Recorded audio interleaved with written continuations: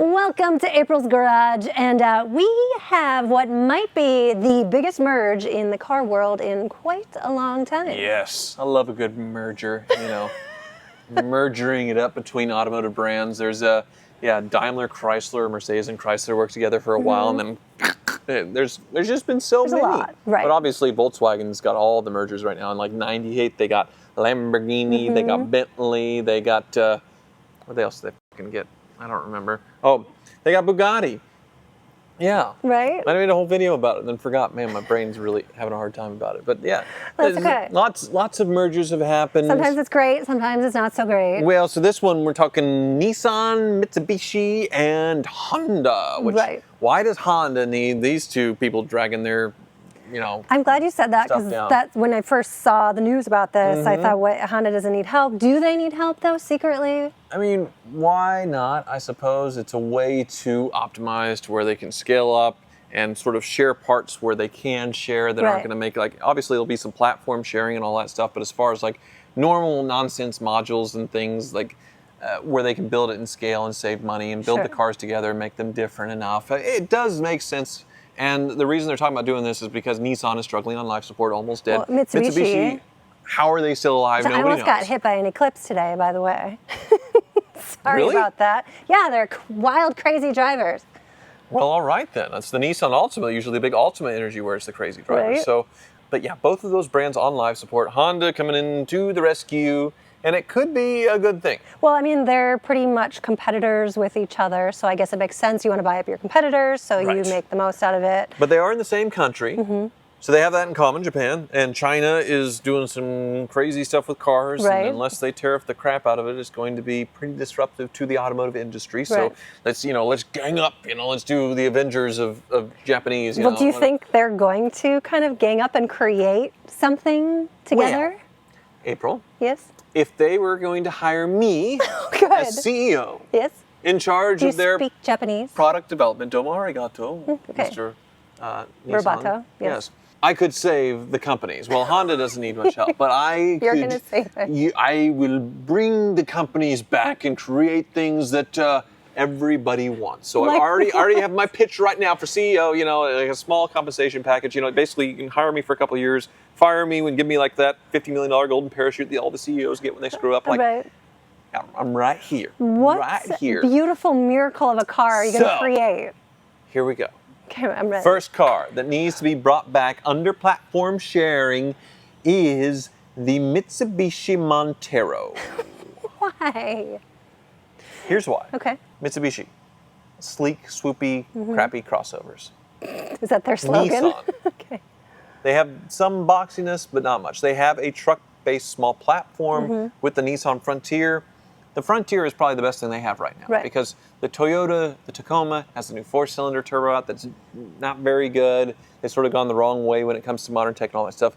The Nissan is the last old-school V6 small truck you can get. Use that platform to make a boxy, cheap Montero again. Okay, that works. Old school truck-based SUV, frame on body. Are we talking Defender boxiness? Yes, Defender boxy, that's but like still, the trend right now. It's not a unibody because I think the Defender's unibody, but an actual truck frame on a body, old school off-roader, cheap. Don't throw a bunch of tech in it. Put in one screen with Apple CarPlay. That's it. Right. Maybe make optional lockers and all that stuff. Like make a Grenadier, even though that's I think unibody. Make that, but cheap. What price? What's your cheap price? Like Jeep Wrangler type Jeep Gladiator, $30,000, $40,000 in a Japanese platform. So then you have Nissan, an SUV, not another crossover Rogue, Kicks, whatever, like a boxy, cool with some off-road cred, like an old school Jeep Cherokee. I mean, yeah, that's a great with the truck. idea. You can do that with Mitsubishi. And, Honda could use that. Imagine a Honda that has sort of a truck-based platform off-roader SUV, because they don't do that right now. They make one truck and it's this weird unibody ugly thing. But if they had that platform share with the truck-based thing, with the Honda engines, say like a manual transmission and all that tech, holy moly, that would be an incredible platform share right there. And some really good vehicles. Because like right now, the Maverick hybrid's sort of in a world of its own, and it's not really a trucky-based one. The Nissan is in a world of its own, and the's not a small, cheap boxy off-roader SUV right now. They're all, sort of unibody car based or whatever. So your route to salvation for this merger is to get a cheap crossover, a boxy cheap crossover. SUV, like an old brute. See, I'm thinking you're gonna start something sexy, some one-off supercar to get the hype going around. Yeah, you do need to sort of do that. Okay. And they haven't been making, a halo car that people want. Acura, obviously, they tried with the NSX. Right. They made it a hybrid. They made it a V6. The performance wasn't like completely out of this world. Yeah, but they the look styling really wasn't out of sexy. this world.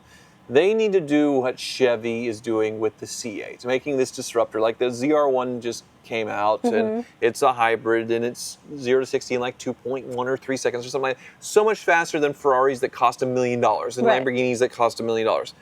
In a Corvette that's 200 grand. The C8, the flat plane crank, the noises it makes for 100 grand, absolutely unreal. So if Japan did that, like we're going to build a supercar that is analog, that is manual, like the original Acura NSX.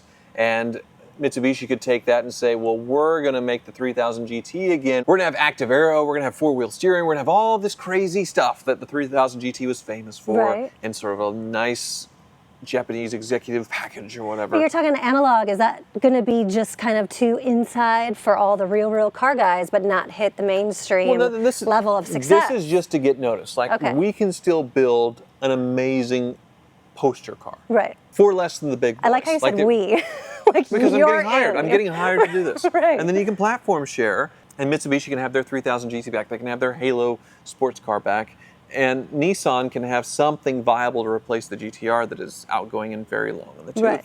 It can be something mid-engine with all that Nissan tech that they have. So they have this platform that's sort of like the Audi R8 and the Gallardo back in the day, or the Huracan, and they can each build their own unique twist on it. So you're talking about them building a supercar. What's your price point? That's still going to be like $100,000, $200,000. How many should they make? They don't need to make that many of them, but it's just a way to get noticed. And like, okay, right now Nissans are sort of associated with bad credit dummies.